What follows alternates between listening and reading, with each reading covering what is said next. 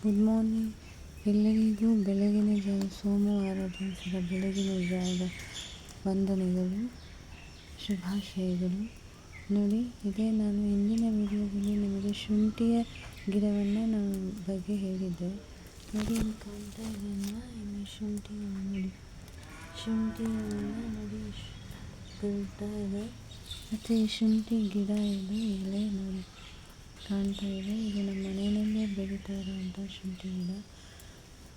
So ಇದಾದ ಮೇಲೆ ಶುಂಠಿ ಹೇಗೆ ಬರುತ್ತೆ ಅನ್ನೋದ್ರ ಬಗ್ಗೆ ಈಗ ಹೇಳ್ತೀನಿ. ನೋಡಿ, ಇದೇ ಶುಂಠಿ ಅಲ್ಲಿಂದ ಕಿತ್ತಿರೋದು ನೋಡಿ.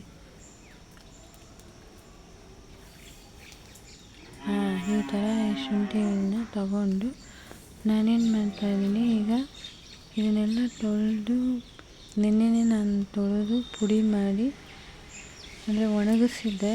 ಈಗ ನಾನು ಬಿಸಿಲಿಲ್ಲದೆ ಇರೋದ್ರಿಂದ ಅದನ್ನು ಸ್ವಲ್ಪ ಗ್ರೈಂಡ್ ಮಾಡಿ ಮತ್ತೆ ತಿರ್ಗಿ ಬಿಸಿ ಮಾಡಿ ಮತ್ತೆ ಪುಡಿ ಮಾಡ್ತಾಯಿದ್ದೀನಿ. ಅದನ್ನು ತೋರಿಸ್ತೀನಿ ಈಗ ವಿಡಿಯೋದಲ್ಲಿ ನಿಮಗೆ.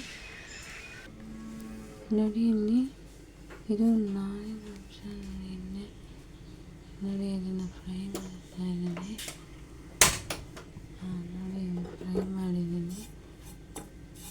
ನೋಡಿ, ಇದನ್ನೆಲ್ಲ ಫ್ರೈ ಮಾಡಿ ಬಿಸಿಲಿಲ್ಲದೆ ಇರೋ ಕಾರಣದಿಂದ ಮಳೆ ಆಗಿರೋದ್ರಿಂದ ಇಲ್ಲಿ ನಾನು ಸ್ಟವಲ್ಲಿ ಕೂಡ ಫ್ರೈ ಮಾಡಿ ನೋಡಿ. ಇದು ಶುಂಠಿ ಹಾಗೂ ನಾರಿನ ಅಂಶದಿಂದ ಕೂಡಿರೋದ್ರಿಂದ ಇದು ತುಂಬ ಫೈಬರ್ ಅಂಶ ತುಂಬ ಬೆಳೆದಿರೋದ್ರಿಂದ ದೇಹಕ್ಕೆ ತುಂಬ ಆರೋಗ್ಯಕರವಾಗಿರುತ್ತೆ, ಜೀರ್ಣಕಾರಿ ಕೂಡ.